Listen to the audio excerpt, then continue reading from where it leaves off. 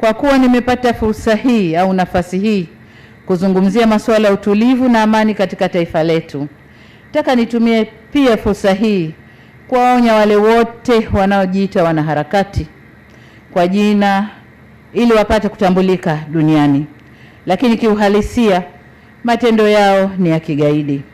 Nataka niseme kidogo tafsiri ya ugaidi. Ugaidi unajumuisha vitendo vya uvunjifu mkubwa wa amani, uharibifu wa mali na miundombinu vinavyokusudia kuitishia jamii au kuishurutisha serikali kukubaliana na matakwa ya watu au kundi fulani kwa ajili ya kutimiza haja za kisiasa, kiitikadi au kidini. Lakini kwa mustakabali wa sasa dunia tunayokwenda nayo, unaweza ukafanyika pia ukikusudia kuirudisha nyuma nchi inayoendelea kwa kasi. Watu au kundi hilo linakuwa na kauli zinazovaa sura ya kizalendo, lakini kwa undani ni maslahi binafsi. Mtu anayependa nchi yake kiukweli huijenga na sio kuibomoa. Katika hali hii, niwahakikishie Watanzania kwa serikali yenu inasimama imara katika ulinzi wa raia wake na mali zao. Nanyi kwa upande wenu mnapaswa kuungana na serikali yenu katika kulinda maeneo yenu na mali zenu. Vitendo vya kigaidi katu havikubaliki, sio kwa Tanzania tu bali ulimwengu mzima.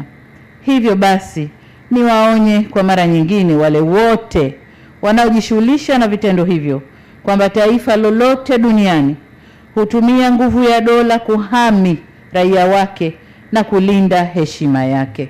Nasi Tanzania kama taifa hatutasita kufanya hivyo.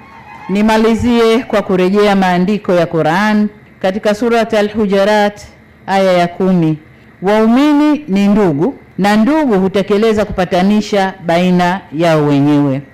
Lakini pia katika mafundisho ya Biblia takatifu Mathayo 5:9 yanasema, heri wapatanishi, maana hao wataitwa watumishi wema wa Mungu.